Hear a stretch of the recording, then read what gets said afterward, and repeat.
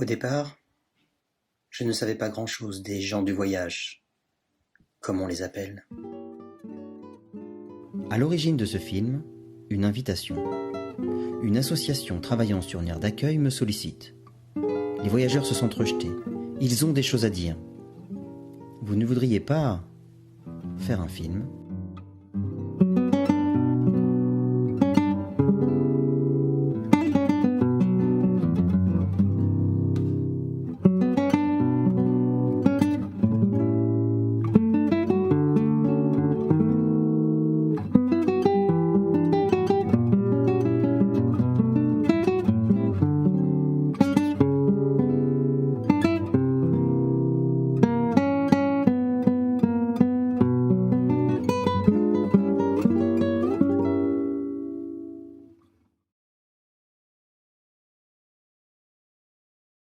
Ce matin, près de 150 caravanes sont stationnées sur la pelouse. Arrivé hier, ce groupe de gens du voyage occupe illégalement le terrain. Depuis hier soir, près de 150 caravanes se sont installées autour et sur les terrains de la fac. L'installation de quelques 150 caravanes de gens du voyage sans autorisation sur un terrain de sport à Onde a provoqué quelques accrochages avec le maire, d'abord avec les gendarmes.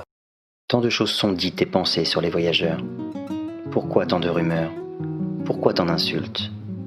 Pourquoi tant de haine? En débutant ce film, je partais peut-être dans mon ignorance avec un peu moins d'a priori négatifs que d'autres.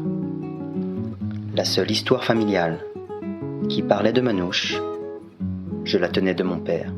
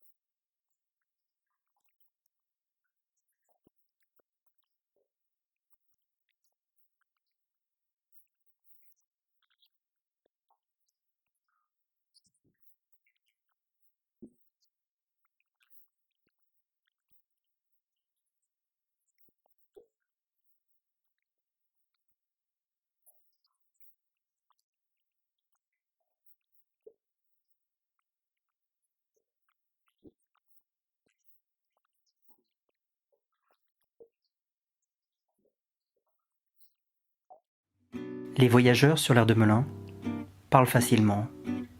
Ils ont beaucoup de reproches à faire à l'aire elle-même. Le prix de l'emplacement, la barrière qui ne permet pas la venue des pompiers, le prix du mètre cube d'eau ou le kilowattheure d'électricité. Ils sont nombreux sur l'aire à être artisans. Rempailleurs, couvreurs, maçons. Ils ont souvent une entreprise et une camionnette avec une publicité. D'autres travaillent sur les marchés. Ils sont semi-sédentaires. S'ils sont ouverts à la discussion, ils craignent en revanche les caméras. Si mes clients savent que je suis un voyageur, ils ne me feront plus travailler. À quoi va ressembler mon film si aucun voyageur ne veut témoigner face caméra? Je sens que le travail sera plus long que prévu.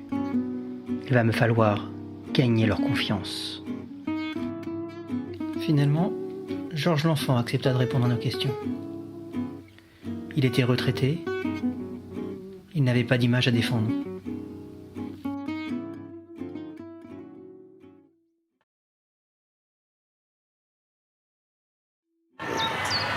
Un voyageur, c'est la nature. Il ne faut pas t'enfermer toujours. Il ne faut pas être mis en laisse. Et puis faire ce qu'on veut. Voilà, faire ce qu'on veut, je me comprends, moi, dans les limites du raisonnable. Autant passer du temps surtout avec la famille, les enfants, les parents, non. Surtout ça, c'est la première des choses, c'est ça, la famille. Finalement, une des valeurs du voyageur, c'est la liberté. C'est la liberté. J'ai la liberté de rejoindre sa famille dès qu'on veut. Si on a un coup de bouse, on rentre dans la voiture, les caravanes, et puis on y va. L'amitié, moi, si je donne mon amitié à quelqu'un, moi, il est à 1000 km là-bas. Il me téléphone, je suis le temps d'y arriver. Tu vois, ouais, c'est ça. On a une famille travailleuse. On fait les marchés, on fait les porte-à-porte, on fait les matelas, on fait tout, mais les vacances, c'est pour la mode des toitures. Moi, mon fils, je l'ai appris, moi, j'ai toujours dit, mon père me l'a appris aussi. Si tu veux être respecté, mon fils, commence par respecter les autres. Après, tu vas respecter. Nous, c'était la devise du Nord-Garance. T'en as déjà été victime? Constamment à l'école, surtout. Bah, tu sais, les voyageurs, la plupart, ils ne savent pas lire ni écrire. C'est beaucoup à cause de ça. Parce que moi, je voyais les mecs gens du voyage. À me mettre dans le fond là-bas, des stylos. J'étais le roi du dessin. Si tu avais les moyens de faire quelque chose, qu'est-ce que tu penses qu'il faudrait faire justement pour essayer de changer le regard des gens? Et ça, c'est dans eux, ça. C'est déjà comment ils sont élevés déjà enfants. C'est les parents, ça vient des parents. Après ma visite sur l'aire de Melun, je m'interrogeais. Comment rencontrer les voyageurs? Comment récolter la parole de ceux qui n'osent d'habitude pas parler? Une intuition me vint. Les nomades, comme d'autres minorités, utiliseraient-ils les réseaux sociaux? C'est ainsi que je découvris les nombreuses pages tenues pour ou par les voyageurs. Je me présentais. J'étais le Gadjo qui veut faire un film sur le monde du voyage. Je fus surpris par l'accueil. Ils étaient bienveillants avec moi. Mais ils me mirent en garde. On ne veut plus de ces reportages qui ne cherchent que le sensationnel et jouent sur les émotions. J'appris beaucoup et petit à petit je gagnais leur confiance. On me recommanda à d'autres encore et je tissais lentement la toile qui me permit de faire ces belles rencontres que je vais vous présenter. Je devais donc devenir nomade à mon tour pour visiter la nomadie, à la rencontre des responsables d'associations, des voyageurs militants, des membres influents de la communauté qui avaient répondu à mon appel, mais aussi des simples voyageurs d'horizons divers qui souhaitaient partager avec moi leur mode de vie, leurs coutumes, leurs valeurs. J'ai ainsi rencontré des hommes et des femmes désireux de vivre en paix, fiers d'être français, mais ne comprenant toujours pas pourquoi le regard porté sur eux n'avait pas changé. Stigmatisés, discriminés souvent, ils ont le sentiment de payer pour une minorité d'entre eux qui ne respectent pas les règles. Avant de partir, il me fallait mieux comprendre le nomadisme. Claire Michalon, spécialiste des relations interculturelles, m'aida à prendre conscience que le monde des voyageurs n'est pas homogène, qu'il est constitué de différents groupes. Il me fit également comprendre que les nomades sont une trace de l'origine de l'humanité. Si on veut comprendre toute la problématique des nomades, il faut replacer le nomadisme dans l'histoire de l'humanité d'abord. Ça, c'est probablement la première idée. Et se souvenir que l'homme a d'abord été nomade pendant des centaines de milliers d'années, puisque les premières marques de sédentarisation sont extrêmement récentes, ça n'a guère plus de 10 000 ans. Et jusque-là, eh bien, les gens étaient nomades, ça ne les empêchait pas de rester longtemps parfois au même endroit. Mais avant l'invention de l'agriculture, tout le monde était nomade et vivait de cueillette. Et le nomadisme, ça ne veut pas dire se déplacer tous les jours. Ça veut dire être à la recherche de sa nourriture, où la nourriture se trouve. C'est ça fondamentalement. Donc on cueille, c'est-à-dire qu'on prélève dans l'environnement ce que l'environnement produit. Et puis les choses changent lorsque un dérèglement climatique, donc, qui intervient probablement aux alentours de 7000 avant Jésus-Christ, il y a 9000 ans, donc le néolithique, l'aridité du plateau anatolien, puisqu'il semblerait que c'est là que les choses se passent, est telle que le nomadisme devient impossible, et ils vont être obligés d'inventer l'agriculture. Ça va être là le début du système. Inventer l'agriculture, ça va entre autres créer en effet second l'invention de la sédentarité, et puis un nouveau dérèglement climatique qui a lieu 14 siècles plus tard, vers 5006, fait que le niveau des mers monte et la Méditerranée se déverse dans ce petit lac en traçant en quelque sorte le détroit du Bosphore. Et on sait que ce déluge a géologiquement duré 2 ans, et qu'au bout de 2 ans, quand la mer est stabilisée, en gros, les sédentaires qui ont été chassés se réinstallent sur les bords de cette nouvelle mer qui s'appelle maintenant la mer Noire. Il n'y avait que des nomades. Et donc les premiers sédentaires viennent s'installer chez les nomades, et c'est là le début d'une grande bagarre, parce qu'évidemment, quand un sédentaire arrive, il pose une clôture, et la clôture, pour lui, c'est la marque de sa propriété, mais pour le nomade, c'est une atteinte à la liberté. Donc il arrache évidemment la clôture et commence le premier grand conflit culturel de l'histoire des hommes, la liberté du nomade contre la propriété du sédentaire. Et c'est là que cette cueillette va commencer à être jugée de façon très négative, alors que jusque-là, depuis des centaines de milliers d'années, c'était le mode de vie des hommes. Et c'est l'invention de la propriété qui transforme cette cueillette en un élément négatif et qui va devenir le vol. Mais je crois très important de bien comprendre que de la part des intéressés, la cueillette, c'est de la cueillette. Et ceux qui aujourd'hui portent cette histoire-là, c'est notamment les Roms, qui portent sur leur dos et qui portent dans leur histoire toute cette histoire-là.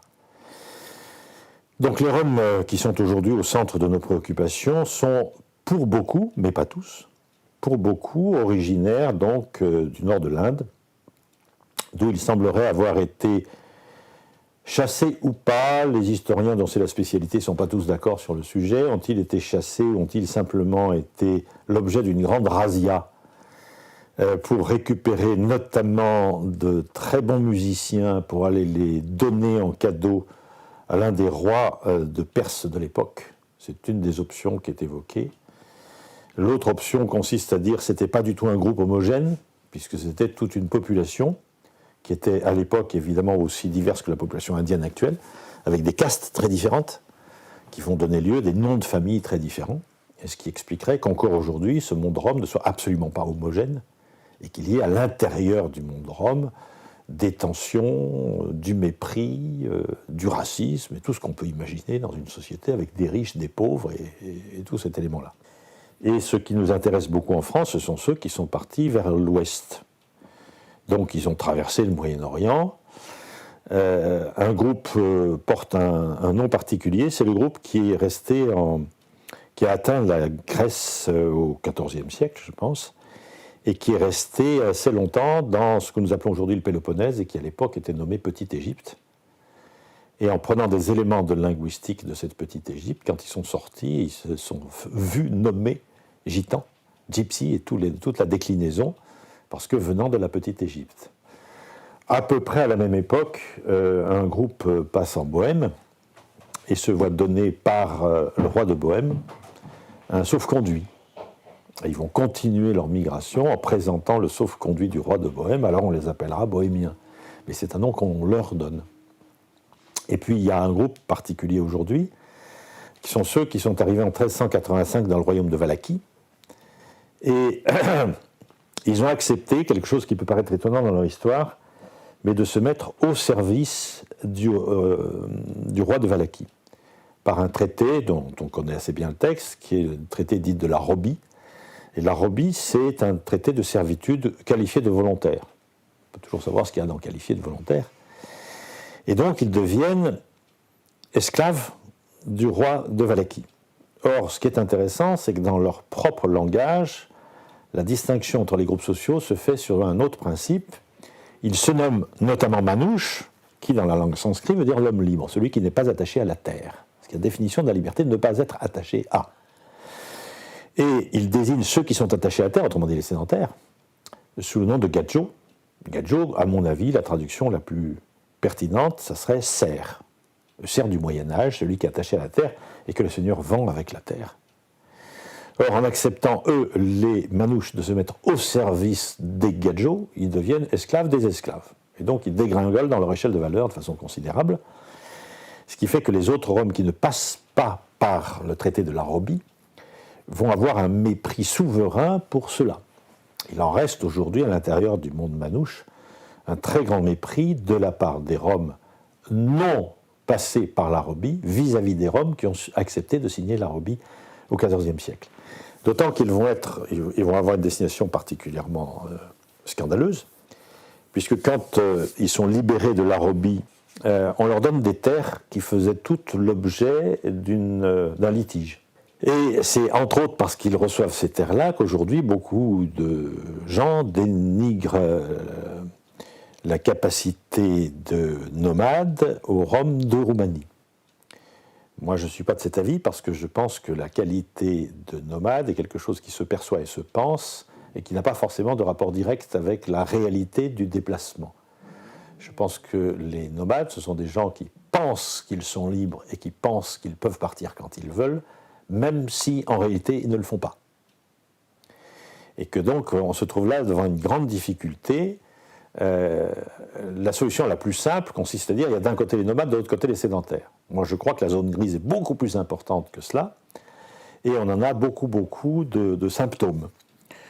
On regarde par exemple parmi les sédentaires, fils de sédentaires, petits-fils de sédentaires depuis la nuit des temps, qui peut jurer que devant des difficultés professionnelles ou familiales, il n'a pas rêvé un beau jour de tout plaquer et de partir. Je me casse. Sur le spectre encore, il y a d'autres éléments de ce type-là, notamment le nombre de retraités qui, le lendemain de leur retraite, achètent un camping-car au nom de la liberté et reprennent la route. C'est quand même suffisamment important pour comprendre que la distinction entre nomades et sédentaires n'est pas l'objet d'une frontière précise, mais l'objet d'une histoire progressive avec des retours en arrière périodiques. Donc c'est comme ça, à mon avis, que l'on peut regarder la question des Roms. Et donc ils seraient, très inconsciemment, les derniers porteurs de notre culture d'origine, et jouent ce rôle un peu muséographique. Le musée de l'homme, c'est eux, pour moi. Fondamentalement, le musée de l'homme, c'est les Roms. Et ils sont là en permanence pour nous dire d'où nous venons. Et si jamais on les faisait disparaître en les sédentarisant tous, nous effacerons la première partie de notre histoire.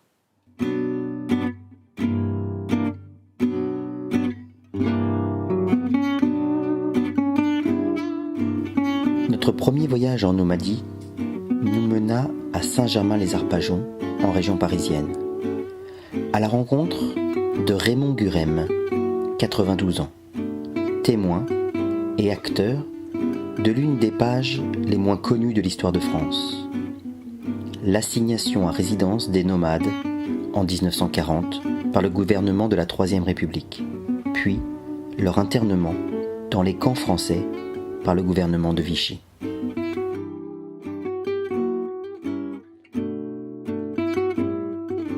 Infatigable malgré son âge, Raymond veut transmettre cette histoire, qui nous montre que les voyageurs d'alors ne furent pas traités comme les autres Français. Je m'appelle Raymond Gurem, j'ai 92 ans, je suis gitan, manouche, tout ce qu'on veut. Quoi. Ça ne me dérange pas. Hein. Qu'on m'appelle comme on veut, pour moi c'est pareil. En octobre 1940, et le matin à 6h, on s'est couché, c'est peut-être 2h du matin, quoi. Matin à 6h, tambouriner dans les portes des caravanes, allez debout là-dedans. Alors mon père, il se lève, il dit, qu'est-ce qu'il y a? Ben, il dit, vous démontez votre chapiteau, vous allez nous suivre. Alors, il dit, où? Il dit, vous le verrez bien, c'est un ordre. Il nous a escortés à Varnétal, près de Rouen. Bon, ça, quoi, il y a une quinzaine de kilomètres, quoi. Il nous a fait rentrer dans une usine désinfectée. Ils nous ont fait mettre les caravanes, tout ça dans des murs, puis aller.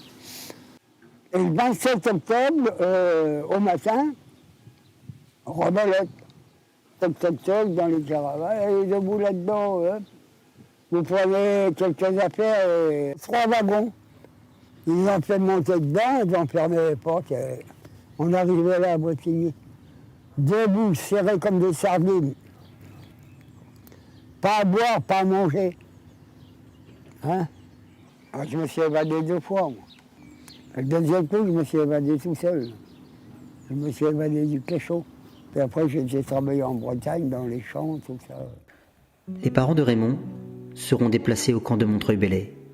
Il les rejoindra et leur apportera de la nourriture, clandestinement, la nuit. Pendant la guerre, Raymond sera à nouveau arrêté. Il s'évadera, participera à un acte de résistance et sera envoyé dans une prison militaire à Troyes dans l'Aube.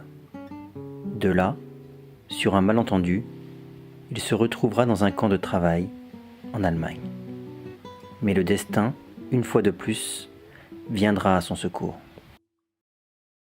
Ça date depuis des siècles. Hein? Bon, ça a été voleur de poules, voleur d'enfants, et ainsi de suite. Ouais. Ça se fait, c'est pour ça qu'on est mal vu. Qu'est-ce qu'on pourrait faire pour essayer de changer ces... Eh ben, ce qu'il faudrait faire, c'est que supprimer le racisme et puis la discrimination. Ça serait un peu dur. Hein. C'est pas facile. Ouais.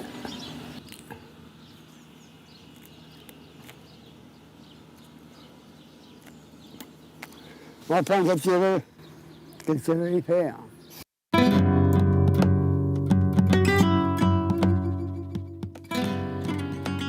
J'avais découvert, grâce à Raymond, que les nomades avaient été internés en France entre 1940 et 1946. Ainsi, le gouvernement français de la Troisième République avait décidé une assignation à résidence de tous les nomades identifiés, puis leur internement. 6500 hommes, femmes et enfants ont été internés dans une trentaine de camps pour le seul fait d'être considérés comme tziganes. Raymond avait évoqué le camp de Montreuil-Bellay, dans lequel ses parents avaient été internés. Je décidai de m'y rendre.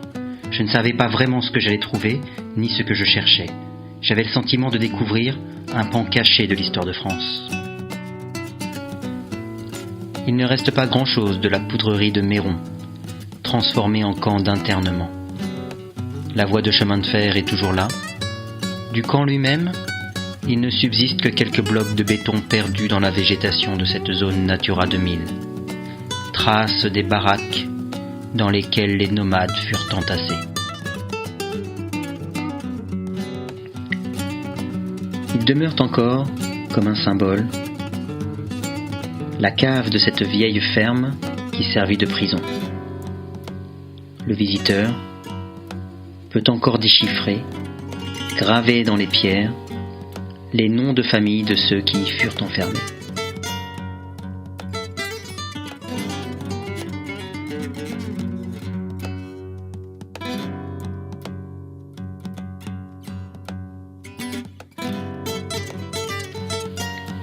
C'est à Jacques Sigaud, instituteur de son État, que l'on doit les premières recherches sur le camp, ainsi que la constitution d'un fonds documentaire.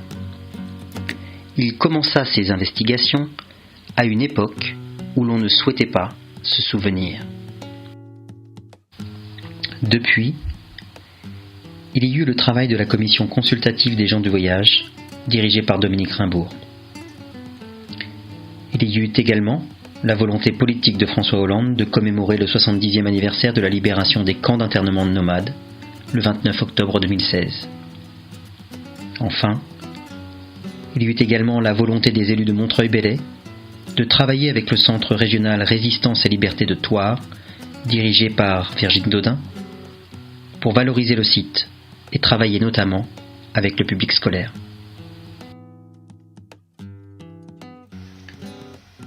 Pour Virginie Dodin, historienne avec qui je fis la visite, Montreuil-Bellay est un marqueur, un site symbole pour les nomades internés. Car il fut l'un des camps les plus importants.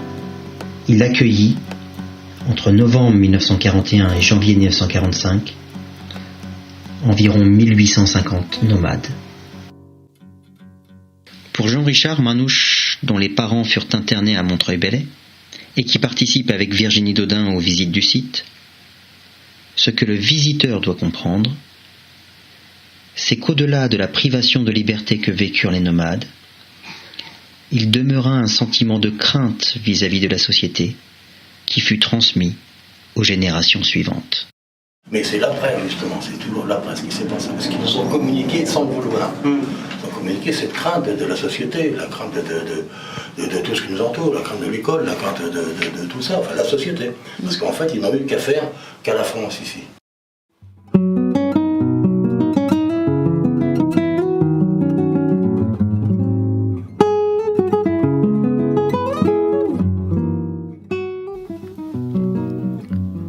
L'étape suivante devait me mener à la rencontre de Rémi Viennot à Besançon. Responsable d'association, Rémi lutte au quotidien pour faire respecter les droits des voyageurs. Véritable médiateur avec les différentes instances, il est capable de déplacer des montagnes dès qu'il constate une injustice. Cet humaniste a également eu la géniale idée de la caravane des livres. Bonjour, je m'appelle Rémi Viennot, je suis président d'une association qui s'appelle Espoir et Fraternité Tzigane de Franche-Comté. Le but de mon association, c'est la défense des droits des citoyens itinérants et je fais de la médiation entre les gens du voyage et les institutions comme les mairies, les places, et puis aussi la CAF, les choses comme ça, plein de choses. Voilà, plein de choses. Est-ce que tu peux nous expliquer, Rémi, pourquoi ce combat ? Quel est le lien que tu as, toi, avec les voyageurs ? Alors le lien, déjà, c'est mes origines. Mais pourquoi j'ai choisi ce combat ? Est-ce que tu en connais l'origine, ouais. Oui, bien sûr, j'en connais l'origine. En fait, Franz, je vais te parler de quelque chose que tu ignores. J'ai perdu un frère d'un accident de la route. Il avait 21 ans et moi j'en avais 23 ans. C'était un drame dur. Mon frère était très très très fier de ses origines du voyage. Comme on dit chez nous, il était fier d'être un vrai chineur. Moi j'étais pas du tout comme lui. Moi ce que j'aimais c'était gagner de l'argent. Moi ce que j'aimais c'était aller faire le con avec les filles, voilà. Les futilités de la vie. Et mon frère, il est parti, et je me suis intéressé à ce que mon frère aimait. Mais je me suis aperçu qu'en fait, en France, il y avait vraiment des gens, ma communauté, qui étaient considérés comme des sous-français. Est-ce que, selon toi, chez les voyageurs, il y a des valeurs particulières ? Oui. Oui. Si tu devais donner les 3 valeurs fondamentales des voyageurs. Leurs enfants. Leur amour de leurs enfants. La famille. Leur amour de leurs enfants. J'expliquerai même quelque chose d'autre. Vas-y. Que les voyageurs vivent pour le bien-être de leurs enfants. Mais tu vas me répondre, tout le monde fait comme ça. Les voyageurs, c'est au-delà de ça. C'est au-delà. Oui, c'est au-delà. C'est leurs enfants, ce sont leurs quoi. Ah oui, c'est. Et la deuxième valeur, c'est la parole. Chez nous, on dit, quand tu donnes ta parole, tu l'as donnée. La famille, la parole. Je dirais l'accueil aussi. L'accueil. Ouais. Quand tu as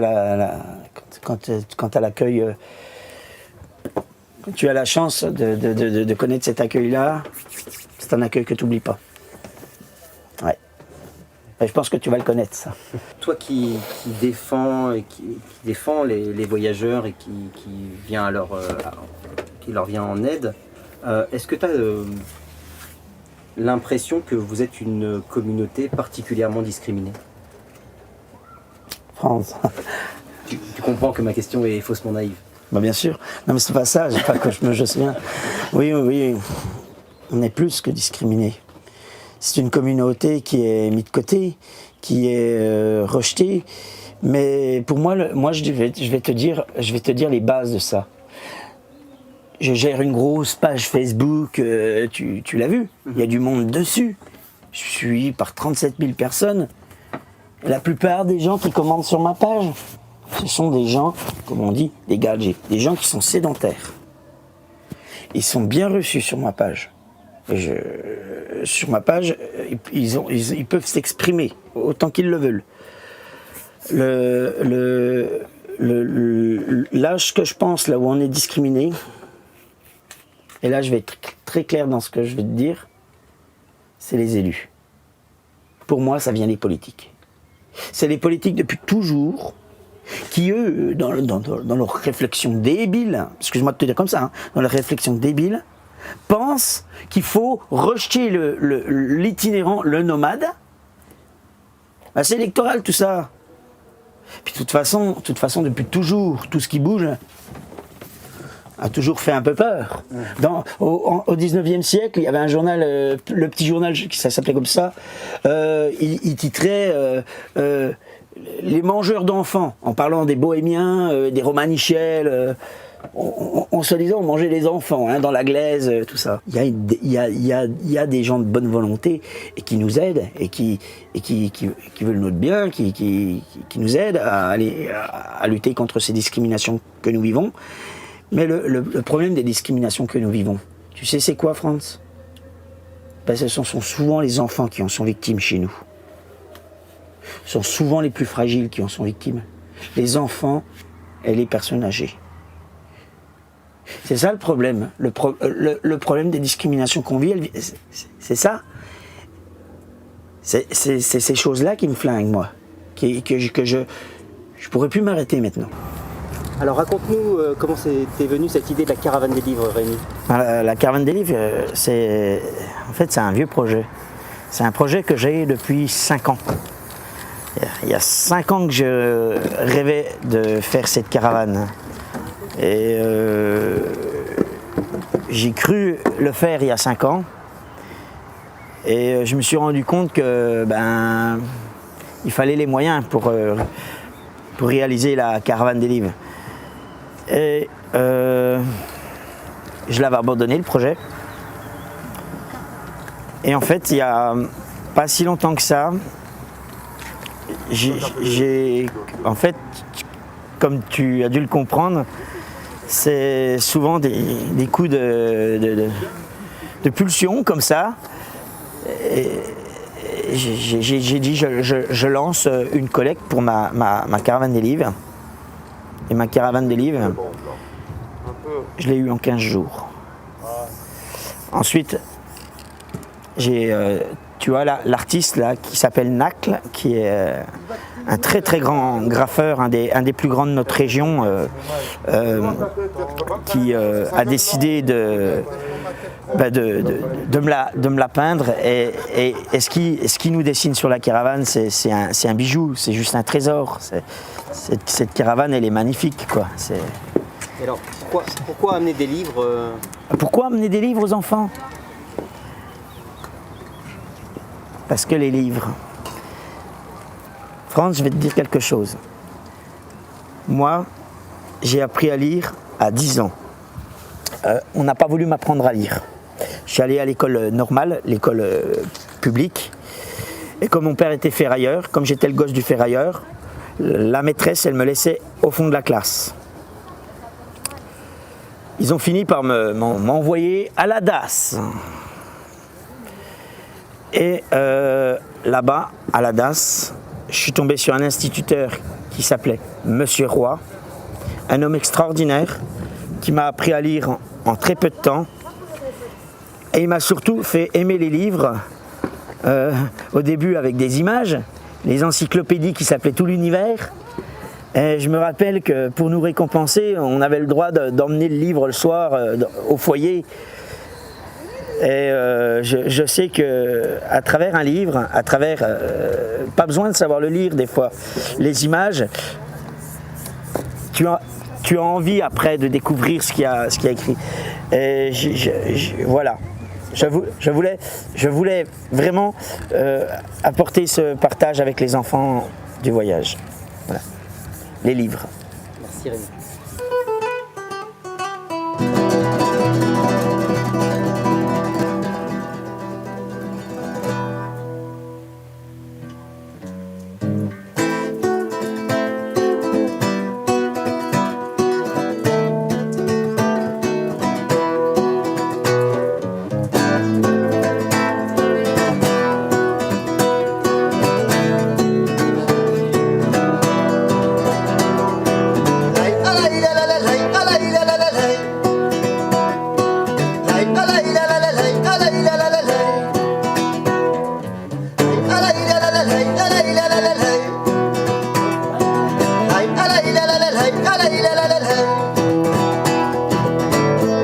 Ils animent les autoroutes, les convois de caravanes. Tous les coachs retiennent leur souffle lorsque traversent les tziganes. Allez! Je viens de cette communauté, percée au vent de la liberté, et d'un milieu de sans-papiers, juste un permis pour circuler. Et puis jamais sur la même terre, les poumons remplis de nouvelle air. Ce ne sera jamais le plus dur hiver qui les fera devenir sédentaires. Les yeux toujours remplis d'horizons, même entre les quatre murs d'une prison. Ferrailleurs et ouvriers hérissons, notre cercueil ne sera pas une maison, votre maison.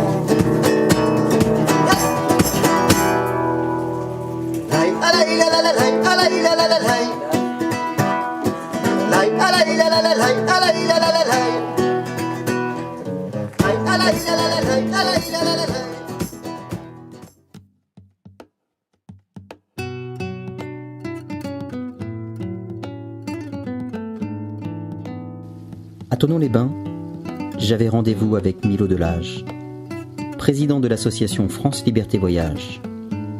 Il souhaitait me faire découvrir une aire de grand passage, mais surtout partager avec moi sa vision d'une cohabitation harmonieuse entre voyageurs et sédentaires.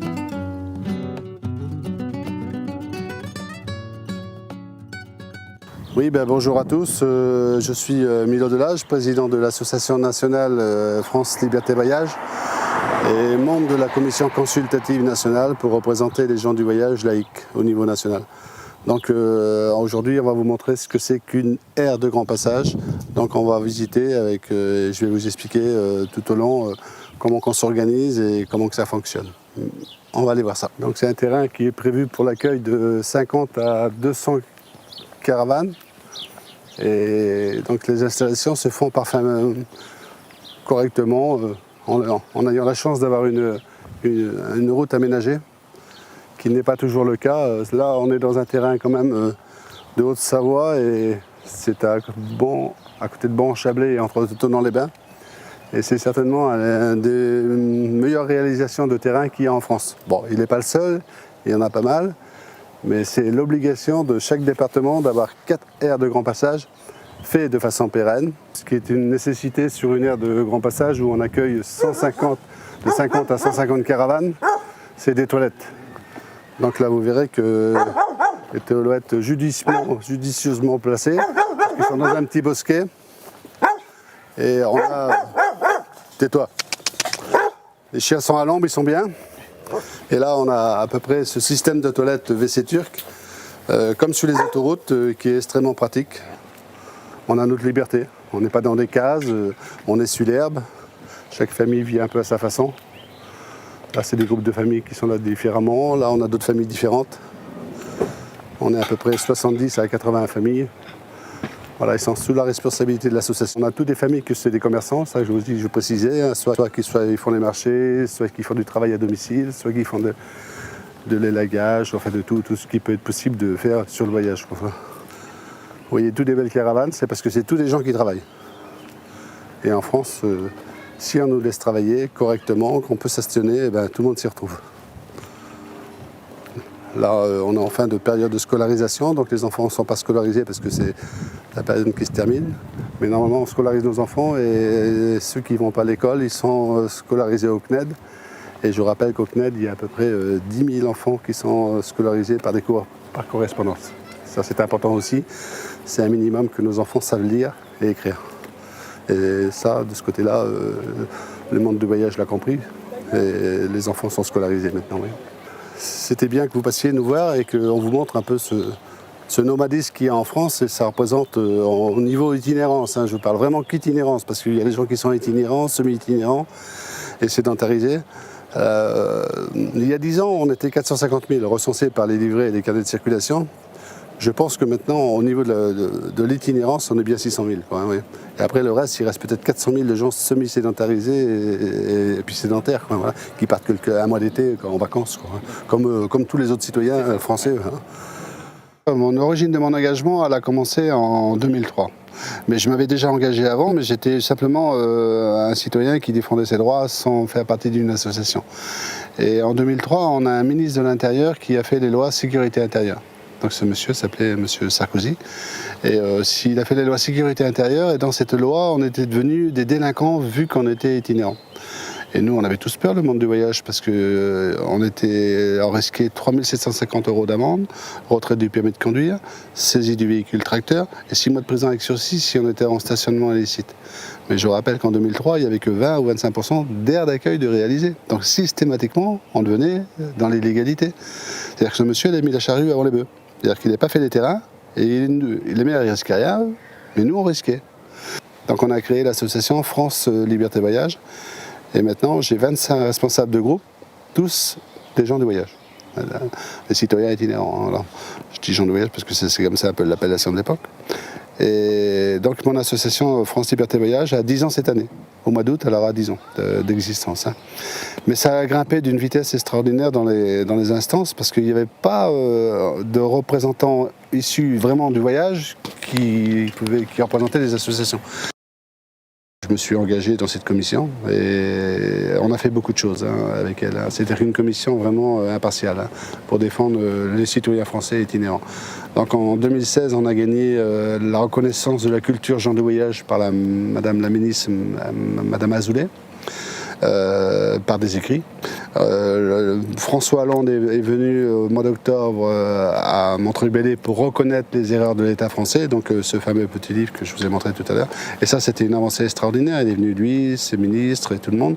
Et on a maintenant à Montreuil-Bellay, on a un mémorial où tous les noms des familles internées à Montreuil-Bellay, il y avait 2000 familles, quand même 2000 familles qui ont été internées sur 6 ans, et le camp n'a même pas été, il était encore un an de plus à interner des familles alors que la guerre était terminée. C'était une volonté vraiment d'interner les nomades de l'époque. Il y a les 473 noms de famille qui sont inscrits pour l'éternité.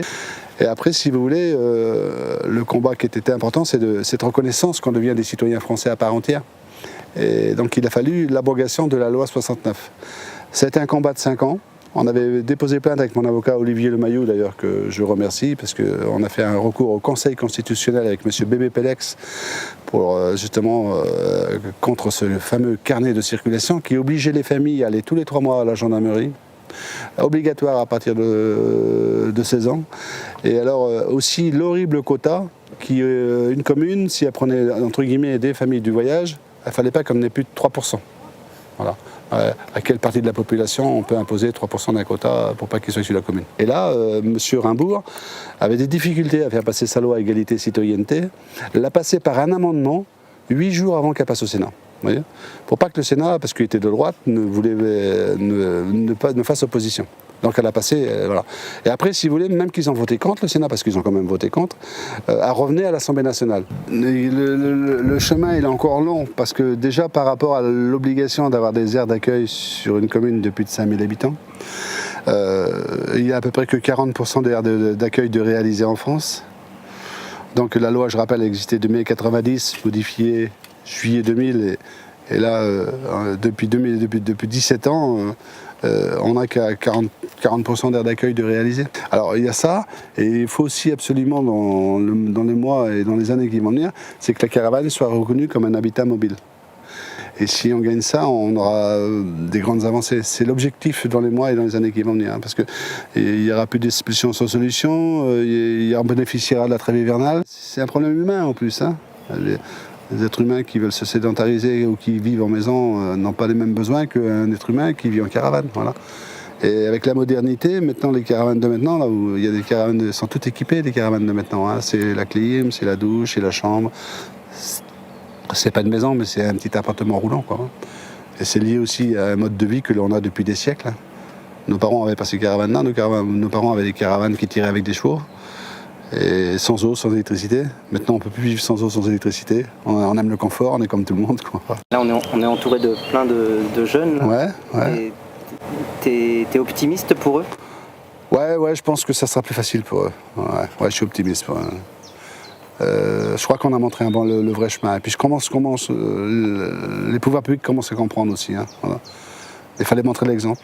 Il fallait se prendre en main à nous. Si on ne se prenait pas en main à nous, ça aurait été très très compliqué. Voilà. Nous, ce qu'on demande juste, c'est que les lois de la République soient respectées. On demande juste ça, qu'il y ait des terrains d'accueil, des terrains familiaux et des aires de grand passage. Oui, moi je crois en l'être humain. Hein. Donc, après, il y aura toujours des petits conflits pour des gens qui ne respectent rien, mais ça va dans les deux sens. Hein.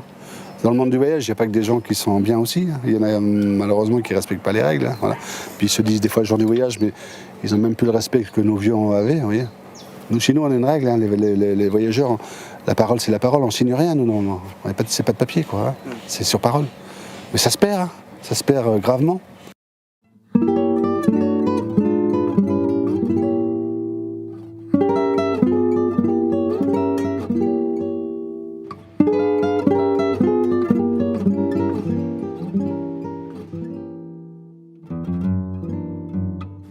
À Beauvais, j'avais rendez-vous avec un homme singulier, Joseph Dorkel.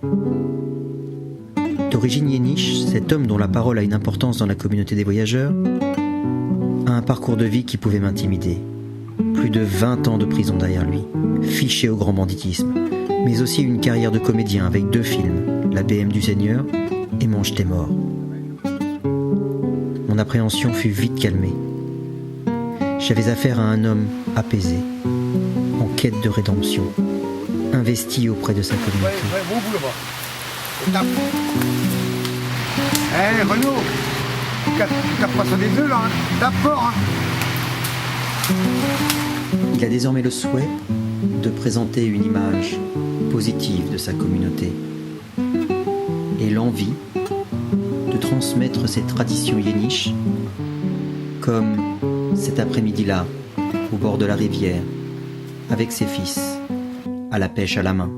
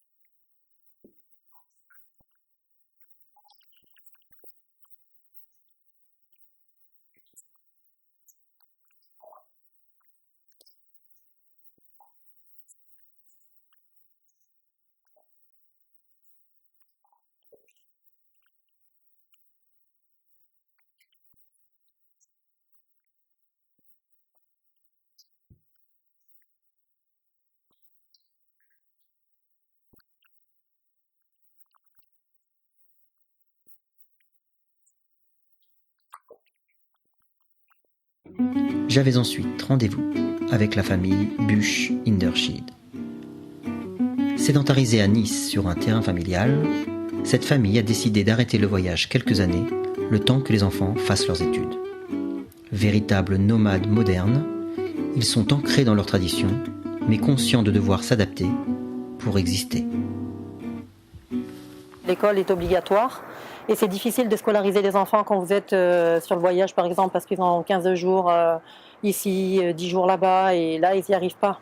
Et le but c'était qu'on voulait montrer que malgré qu'on appartient au monde du voyage, nos enfants ils sont aussi capables d'obtenir des bacs et d'avoir des bons résultats à l'école et d'avoir un métier, tout simplement.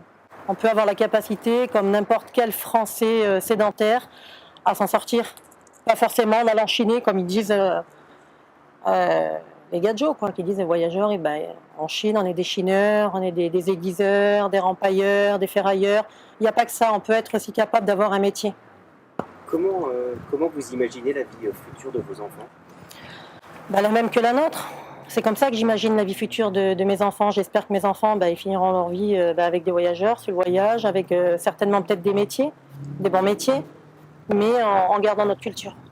Et est-ce que vous êtes parfois amené à cacher que vous appartenez à cette communauté ? Ah oui, absolument. Oui. Dans mon travail, je suis obligée de cacher que j'appartiens à la communauté des gens du voyage, bien sûr. Une fois, par exemple, j'ai fait une formation pour être prothésiste angulaire. Je faisais des ongles.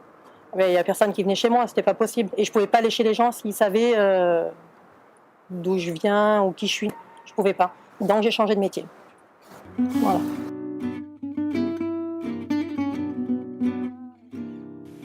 L'une des grandes fiertés d'Angélique est la réussite de sa fille Océane. Cette jeune femme, après avoir obtenu son baccalauréat, vient d'intégrer une école d'infirmière. Je m'appelle Océane, j'ai 18 ans, je suis élève infirmière et voyageuse.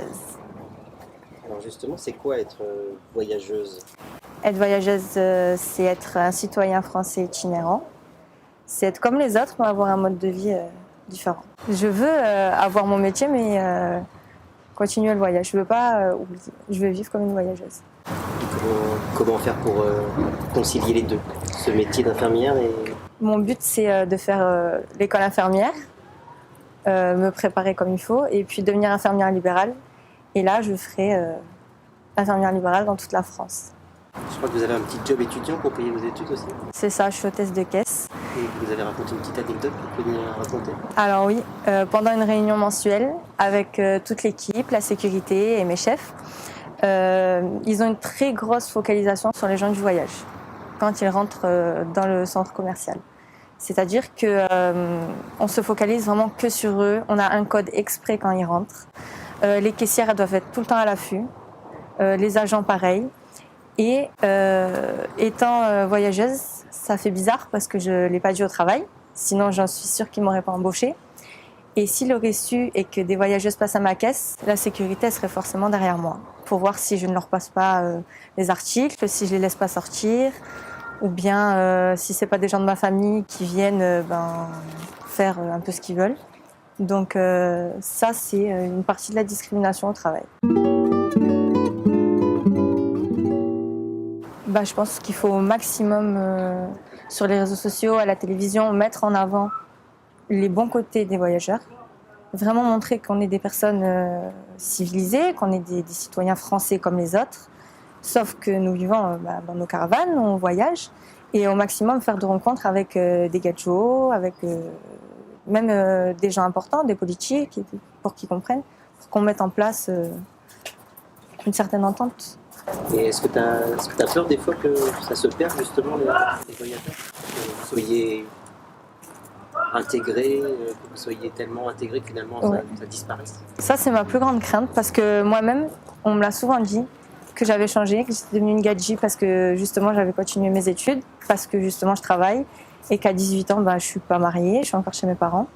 Mais comme je leur ai dit, je m'intègre, mais au fond de moi, je sais que je vais me marier avec un voyageur. Et que plus tard, même si j'ai mon travail et que ça va pas, que ça plaît pas à mon mari, je resterai une voyageuse en fait, je changerai pas. Voilà. Même s'il faudra plus travailler. Ça c'est sûr. Mais je perdrai pas ce que je suis. Et je pense que tous les voyageurs, ils doivent le savoir. Il ne faut pas perdre ce qu'on est. C'est le plus important. Si on perd ce qu'on est, on n'existe plus.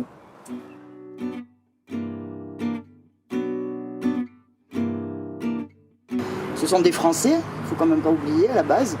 Et ça, je pense que c'est souvent oublié. Et donc, ils ne font pas partie d'une sous-société. Ce sont des personnes qui doivent être intégrées et insérées, et qui font tout pour. Il y a quand même une évolution. Moi, ça fait 25 ans que je fréquente cette communauté. Ma fille fait partie des gens du voyage, par son père. Il y a une grande volonté, on se revendique français, les gens du voyage se revendiquent français, mais la France ne met pas tout à leur disposition pour leur faciliter l'accès. Ils sont constamment en train de demander, on demande des justificatifs d'identité à tout bout de champ, ils font d'aire d'accueil en aire d'accueil. On devrait avoir des dossiers communs, des choses intranet maintenant avec toute la modernité qui existe. Et non, on leur demande toujours des photocopies, des originaux, tout le temps. Il y a même carnet de vaccination, il y a même... nous, on ne demande pas tout ça. Parce que, ben voilà, on les connaît, ce sont des gens en plus très respectables, il n'y a pas un papier par terre quand ils s'en vont. Il faut arrêter l'image des Roms au bord de la route, dans les bidonvilles, c'est pas du tout le public qu'on reçoit. C'est un public très propre, maniaque. Contrairement à ce qu'on pense, les enfants, la première demande qu'il y a ici, c'est comment je peux scolariser mes enfants. Voilà. Donc ce sont vraiment des personnes qui aiment être français et qui le revendiquent et qui demandent juste un accès au droit.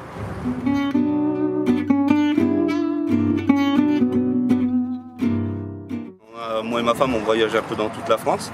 Quand on arrive dans des villes, qu'on cherche l'aire d'accueil, c'est pas indiqué. Le seul truc qu'on suit, c'est la déchetterie ou station d'épuration. Et 9 fois sur 10, on arrive sur l'aire d'accueil des gens du voyage.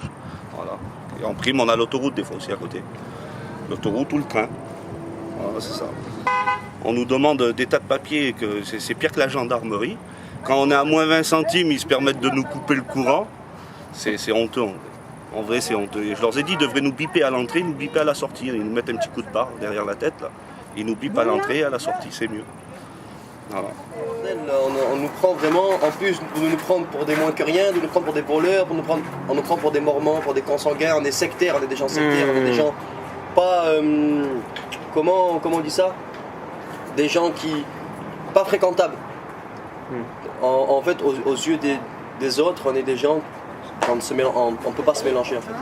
Et moi je me voyais pas me marier avec une femme qui ne comprennent pas qui comprennent pas mes valeurs. J'ai des valeurs à respecter, j'ai des racines.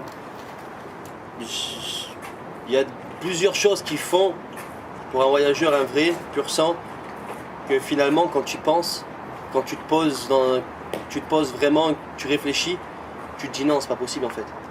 Quand tu prends une femme, directement, même le jour du mariage, le jour où tu te maries, le jour où tu la vois, il faut vraiment qu'elle te comprenne directement. Pas qu'elle te dise, mais chérie, ça veut dire quoi ce mot? Mais chérie, ça veut dire quoi ça? Chérie, c'est quoi une caravane? Il y a une cheminée à l'intérieur, le Père Noël il peut rentrer? Non, c'est impossible. C'est le gadget devenu voyageur. C'est ça. Au bout de 15 ans, on devient voyageur. Ça te plaît, mon frère? Ce que j'aime dans la communauté des gens du voyage, c'est qu'il n'y a pas de préjugés. Quand on rentre chez eux, ils nous accueillent, ils sont très familiales. Ils ont des valeurs que malheureusement dans d'autres communautés, il n'y a pas. Bon, moi, j'ai pas vraiment de coutume. C'est juste le mode de vie. Voilà, moi, j'en ai pas de coutume. Il n'y en a pas chez nous de coutume. Après, il y en a, ils sont, comme je vous dis, dans l'origine des endroits, tout ça, ils ont beaucoup de coutumes. Nous, non, pas spécialement. On parle toujours, les gens du voyage ont des coutumes, ils ont ci, ils ont ça. Non. Parce que moi, j'ai des cousines, ils sont mariés avec des Français, leur mode de vie ne change pas. Les Français, ils sont pas égarés à leur mode de vie, quoi. Après, oui, ils vivent en caravane, les mots un peu qui changent. Sinon, le mode de vie, pour moi, c'est le même, sauf qu'on vit en caravane. Mais on est Français, on va aux courses pareil, on emmène les enfants chez le médecin pareil. C'est comme j'ai écouté des reportages, les femmes, ceci, l'homme, cela, l'homme, il mange à table, les femmes, ils mangent debout. Ça, chez nous, ça n'existe pas. Parce qu'en fait, quand ils filment, ils nous mettent un peu tous pareil. C'est des gens du voyage, les hommes, ils mangent debout, assis, et les femmes debout. Ben ça, non, faut pas nous tous mettre dans le même sac, parce que nous, on le fait pas, ça. Et pourquoi à ton avis, justement, ces reportages, ils nous font encore plus mal voir, en fait. Ouais. Ils veulent parler des gitans, mais moi, je trouve qu'on n'est pas bien vu sur ces reportages-là. Parce que les gens, ils se donnent pas la peine de voir le bon côté. Ils se donnent pas la peine de voir le bon côté. Ils parlent surtout des gens du voyage, comme à l'époque. C'est des voleurs de poules, c'est des voleurs de ferraille, c'est des voleurs, c'est des gens qui parlent mal, qui sont mal élevés, c'est des mangeurs d'hérissons. Non, maintenant, quand j'entends ça, moi, ça me fait rire. Comment on ferait faire changer les choses? Il faudrait d'abord que, à la caméra, déjà, quand ils passent des émissions comme Zone Interdite, tout ça, qu'ils arrêtent de montrer le mauvais côté, les mauvaises personnes. C'est bien de montrer les gens du voyage, mais il faut montrer les gens du voyage. Quand on parle de gens du voyage, montrer les gens du voyage, les gens qui voyagent, qui font les conventions, qui partent avec un caravane, un camion, qui partent avec quelque chose de beau, des gens qui savent parler, des gens qui savent s'exprimer, des gens qui travaillent. Mais nous, avant tout, on est Français avant tout. Mon père, mon grand-père, mon arrière-grand-père, on est Français. On n'a pas... Notre origine à nous, c'est la France. On quitterait jamais la France pour d'autres pays, même qui a les plus grandes richesses ailleurs, même qu'on pourrait gagner des fortunes, on quitterait jamais la France. Nous, notre pays, notre naissance, c'est la France, où on va mourir, c'est la France. Pour vous dire que nous, on a la culture française, j'aime mon pays avant tout. Pour vous dire, au niveau de la campagne électorale, ce qu'il y a eu au niveau présidentiel, pendant 3 mois, les 3 mois qui s'est suivi par rapport aux épisodes qu'il y a eu avec les présidents, j'ai pas quitté le téléphone pendant 3 mois. On veut voter pour notre président, on veut voter pour notre pays avant tout, mais on n'oublie pas, nous chez Voyageurs, nos racines, notre culture, notre coutume. Après, nous, on ne demande pas grand-chose, on demande juste un petit bout de terrain. C'est tout, quoi. Mais après, on est différents d'eux, et c'est tout. S'ils nous accepteraient comme on est, voilà, juste avoir un petit bout de terrain pour pouvoir s'arrêter. Et moi, je trouve que ça me manque, c'est la gentillesse des personnes, des gens, qui ne sont pas comme nous. Parce que quand tu t'arrêtes à un bar, tu veux boire un café, les gens ils te voient que tu fais partie des gens du voyage, ni bonjour, ni au revoir, c'est à peine s'ils ne jettent pas de café au visage. Tout ça, moi, ça me gêne. Parce que j'aime bien les gens. Et eux, les gens, ils ne nous aiment pas. Pas tous, hein, mais un bon paquet. Parce qu'ils ne nous connaissent pas. Mais quand ils nous connaissent, quand les gens, on a des copains, on va dire pas comme les gens du voyage, quand ils nous connaissent, ils nous apprécient.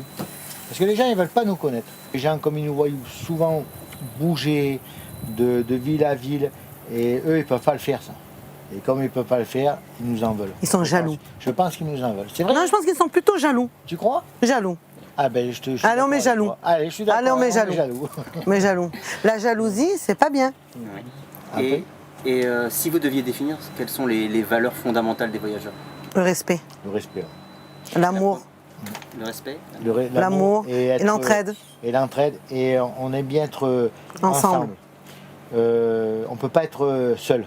C'est impossible. On ne peut pas vivre seul. On peut pas. On aime sortir le matin de notre caravane, voir les frères, les sœurs, nos parents, nos enfants, nos petits-enfants, nos amis. On aime voir tout ça. Si on n'a pas ça, on est perdu. On est perdu. Les enfants, chez nous, c'est ce qui va. On ne veut pas comparer à d'autres sociétés, leur gâcher leur enfance. Parce qu'on sait très bien qu'en gâchant l'enfance d'un enfant, ça devient un adulte con.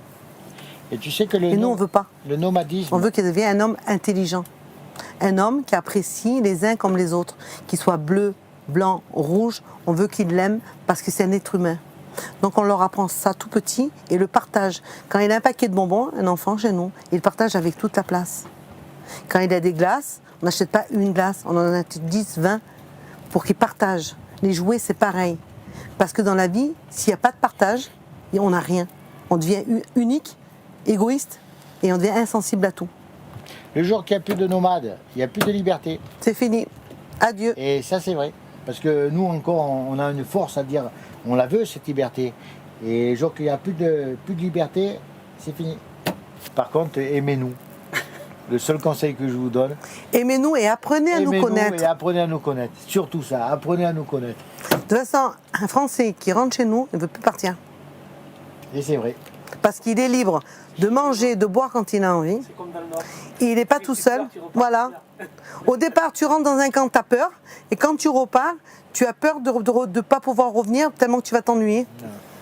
Parce que tu vas t'ennuyer, parce que nous on vit trop librement, trop simplement, le plus simplement possible. Il n'y a pas d'invitation. Alors, tu manges, tu bois. Essayez de nous connaître. Voilà.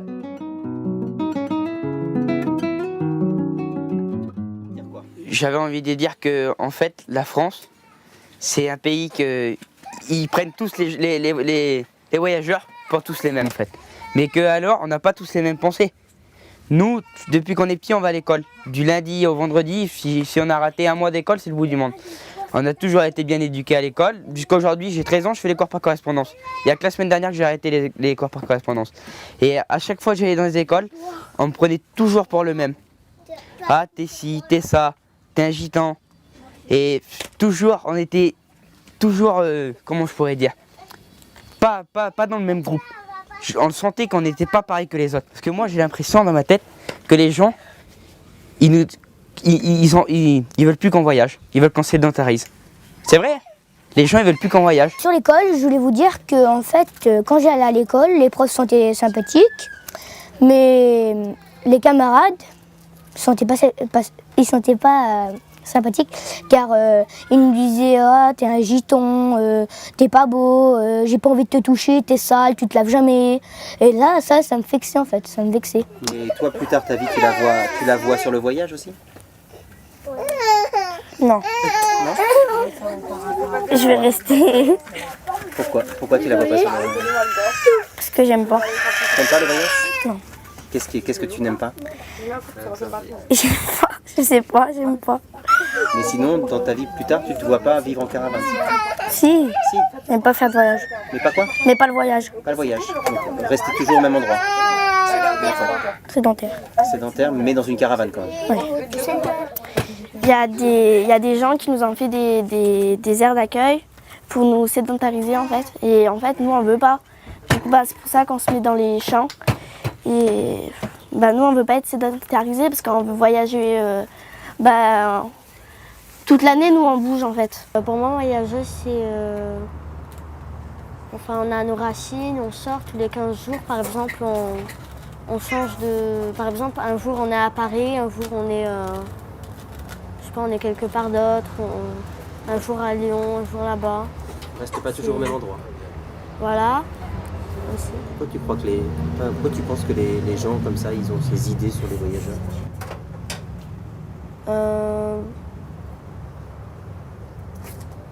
Parce que quand ils passent à la télé, par exemple, zone interdite, il y a des gens qui cassent les murs pour rentrer dans des stades de foot.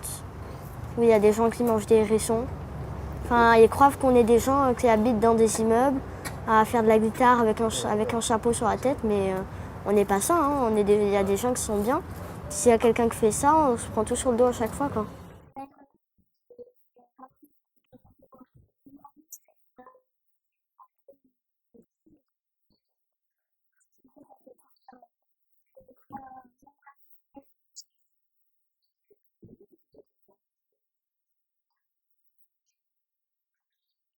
Le regard des autres, quand tu es dans la classe, tu te regardes bizarre. En vrai. Franchement, pour toi, c'est une.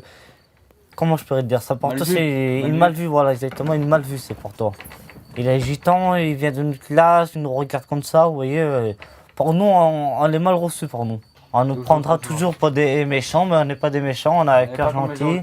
On est contre tout le monde, nous. On ne demande rien à personne. On demande juste. Une place pour nous, pour les gitans, vous voyez, quand on soit tranquille, qu'on paye tous les semaines, tous les mois. Une place pour l'hiver, puis un champ l'été. Exactement, voilà. On demande juste ça, nous. À chaque fois qu'on a une place, on se fait rejeter, nous faisant les 1000 misères, quoi. On veut payer, mais ils ne veulent pas donner une place. Ils ne veulent pas. Parce qu'ils croyant qu'on est des joies, ils croyant qu'on casse tout, mais on n'est pas contre ça, nous. Dans notre cœur, nous, on est contre vous, dans notre cœur. Et pourquoi ils croient ça, à ton avis? Parce que c'est des racistes. En Nomadie, j'ai rencontré des hommes et des femmes désireux de vivre en paix dans leur pays. Des gens généreux et désireux de partager. J'ai toujours été bien accueilli, souvent nourri, parfois hébergé. J'ai mieux compris pourquoi certains, à force de discrimination, du passé mais aussi du présent, se replient sur leur communauté. par un mécanisme de défense. Ce film n'est pas naïf. Il ne cherche pas à faire comme si les problèmes n'existaient pas. Certains groupes de voyageurs refusent les règles de la République. La scolarisation des citoyens itinérants est encore un sujet de discorde. Mais il fallait aussi, pour une fois, laisser parler cette grande majorité de voyageurs qui aspirent simplement à vivre et qui en a assez de se voir caricaturés dans de soi-disant reportages d'investigation. J'ai compris que la mobilité n'est plus un élément déterminant de la culture tzigane. C'est l'idée du voyage qui est importante. Beaucoup de voyageurs ne voyagent plus, même s'ils vivent en caravane. Pour ceux qui voyagent, il est évident que nombre de communes ne répondent pas volontairement aux exigences de la loi. Les voyageurs, même s'ils sont souvent nostalgiques, et s'ils se victimisent parfois, sont fiers d'être français. Ils s'ouvrent aux sédentaires, et désormais, des représentants engagés et structurés œuvrent pour que les droits des citoyens français itinérants soient respectés. Ole, ole, Steven, ole! Kalamingi Kijiri! Ole, Chuck City, Akivere! Aplatzi Jiva! Ole, Asa! Steven, vamos su primo! Canta con los gitanos, ole! ¡Vamos ya! Ils sont arrivés sur la place. Ils ont allumé les feux de camp. Les gens les prennent pour des rapaces. Mais ce ne sont que des gitans. Personne ne les regarde en face.